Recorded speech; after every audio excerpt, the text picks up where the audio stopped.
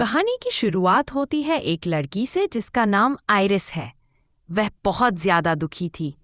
कुछ समय पहले उसके बेटे की मृत्यु हो गई थी, जिसकी वजह से वह अंदर से टूट चुकी थी और उसे लगने लगा था कि उसकी जिंदगी थम सी गई है। अजीब और नकारात्मक ख्याल उसके मन में आने लगे थे। एक अंधेरी रात जब सब लोग सो रहे थे, वह अपनी जेब में एक छोटा सा चाकू रखकर अपनी कार में निकल पड़ती है। सुबह होते होते वह उन पहाड़ों के पास पहुंचती है जहां उसके बेटे को दफनाया गया था। वह अपने बेटे से बहुत भावुक होकर बातें करती है और कहती है कि अब वह अपनी जिंदगी से खुश नहीं है। आइरिस चट्टान के किनारे जाकर खुद को गिरा देने वाली ही होती है कि तभी वहां एक आदमी आता है।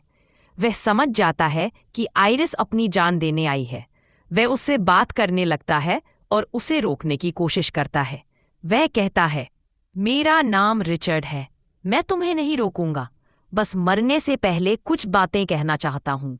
फिर वह एक लड़के की कहानी सुनाता है जो बहुत ही जिंदा दिल था। उसे कारों और रोमांचक चीजों में बहुत दिलचस्पी थी। एक दिन जब वह अपने दोस्त के साथ कार में जा रहा था तो एक्सीडेंट हो गया। वह खुद तो बच गया, लेकिन उसका दोस्त मर गया। ये सदमा उसे महीनों तक परेशान करता रहा। जब वह सदमे से बाहर आया तो उसे एहसास हुआ कि उसका परिवार उससे बहुत प्यार करता है और वह बहुत गलत कर रहा था अपनी जिंदगी रोककर। फिर वह आइरिस से कहता है कि इस कहानी का मकसद सिर्फ ये बताना है कि कोई मरना नहीं चाहता, बस कुछ कमजोर पल हमें उस तरफ ले जाते हैं। वह कहता है, अगर तुम चाहो तो मर सकती हो, मैं जा रहा हूं।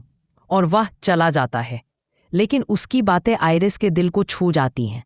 वह मरने का इरादा छोड़ देती है और अपनी कार की ओर लौटती है, लेकिन वहां जाकर देखती है कि रिचर्ड ने अपनी कार ठीक उसकी कार के पास पार्क कर दी है, जिससे वह अपनी कार का दरवाजा भी नहीं खोल पाती। अभी रिचर्ड अपनी कार से एक छाता लेकर आता है और कहता है, मैं तुम्हारी मदद करता हूँ कार खोलने में।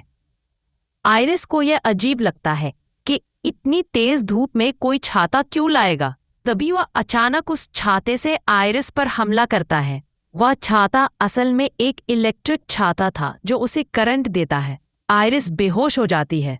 बेहोशी की हालत में उसे बस इतना याद रहता है कि रिचर्ड उसके हाथ पैर बांध रहा है और उसे उठाकर अपनी कार में डाल रहा है। जब आइरिस को होश आता है तो वह रिचर्ड से बात नहीं करती, बल्कि चालाकी से अपनी स्मार्ट वॉच से अपने पति को कॉल करने की कोशिश करती है।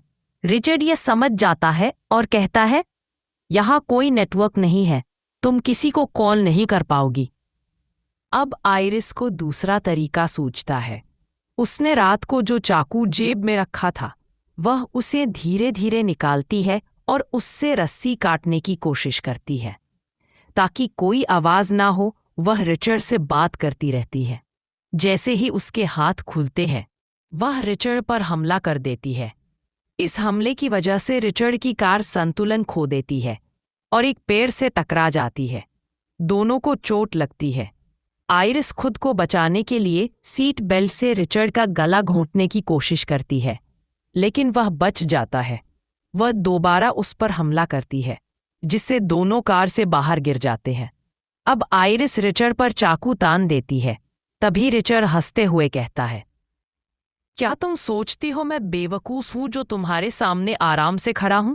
मैंने तुम्हें एक इंजेक्शन दिया है जिससे तुम्हारा पूरा शरीर 20 मिनट में पैरालाइज हो जाएगा। तुम चल नहीं सकोगी, भाग नहीं सकोगी और बोल भी नहीं पाओगी। यह सुनकर आइरिस डर जाती है और जितनी तेजी से हो सके भागती है, लेकिन वह महसूस करती है कि उसके पैर सुन्न हो रहे हैं। धीरे धीरे वह रेंगने लगती है। रिचर्ड उसे ढूंढते हुए करीब आ जाता है। आइरिस एक पेड़ की छाल के नीचे छिप जाती है, लेकिन चींटियों की वजह से वह चिल्ला देती है और रिचर्ड को उसका पता चल जाता है। आइरिस किसी तरह खुद को एक नाले में डाल देती है और बहते हुए दूसरी तरफ निकल जाती है। वह बहाव में बहकर किनारे पर पहुंचती है और पूरी ताकत लगाकर खुद को किनारे तक खींचती है। उसे एक फार्म हाउस दिखाई देता है। जैसे तैसे वह फार्म हाउस तक पहुंचती है और गिर जाती है। अब वह पूरी तरह से पैरालाइज हो चुकी है। सिर्फ उसकी आंखें चल रही थीं। एक बूढ़ा आदमी जो फार्म में काम कर रहा था उसे देखता है और उसके सवालों का जवाब आइरिस अपनी पलकों से हाँ एक बार झपकाना और ना 2 बार झपकाना में देती है। बूढ़ा आदमी उसे समझकर व्हीलबारो में डालकर अपने घर ले आता है। तभी अचानक दरवाजे पर दस्तक होती है। आइरिस समझ जाती है कि यह रिचर्ड है। वह अपनी आंखों से इशारा करती है और बूढ़ा आदमी उसे सोफे के पीछे छुपा देता है। रिचर्ड आकर बहाना बनाता है कि उसकी बीवी सदमे में है और पैरालाइज हो गई है। वह उसे ढूंढ रहा है। बूढ़ा पहले उस पर विश्वास नहीं करता, लेकिन रिचर्ड की झूठी बातें सुनकर थोड़ा झुकता है। कभी रिचर्ड की जेब से फोन की रिंग बजती है और उसका झूठ पकड़ में आ जाता है। अब रिचर्ड असली रूप में आ जाता है और बूढ़े आदमी पर हमला करता है। बूढ़ा भी लड़ता है, लेकिन रिचर्ड उसे चाकू मारकर मार डालता है। आइरिस ये सब सोफे के पीछे से देखती है और टूट जाती है। रिचर्ड घर में केरोसिन डालकर आग लगा देता है। आइरिस आग में नहीं मरना चाहती, इसीलिए जैसे तैसे अपनी एक उंगली से खिड़की हिलाने लगती है। रिचर्ड उसे देख लेता है और उसे फिर से अपने साथ ले जाता है। अब वे उस बूढ़े की ट्रक से जा रहे थे। आइरिस को बोलने की थोड़ी शक्ति वापस मिल रही थी। एक पेट्रोल पंप पर रिचर्ड उसे टोपी पहनाकर लोगों से छुपाने की कोशिश करता है। आइरिस को एक बच्चा दिखाई देता है जो उसके बेटे की उम्र का होता है। बच्चे की मां को शक होता है और वह पुलिस को फोन कर देती है। पुलिस वाले रिचर्ड को रोकते हैं और उसकी कार चेक करते हैं। आइरिस जैसे तैसे खिड़की खोलकर धीरे से कहती है, हेल्प मी। पुलिस को इंजेक्शन मिलता है और रिचर्ड की पोल खुल, लेकिन रिचर्ड पुलिस वाले पर हमला करके उसे भी मार देता है और सबूत मिटाने के लिए गाड़ी जला देना है।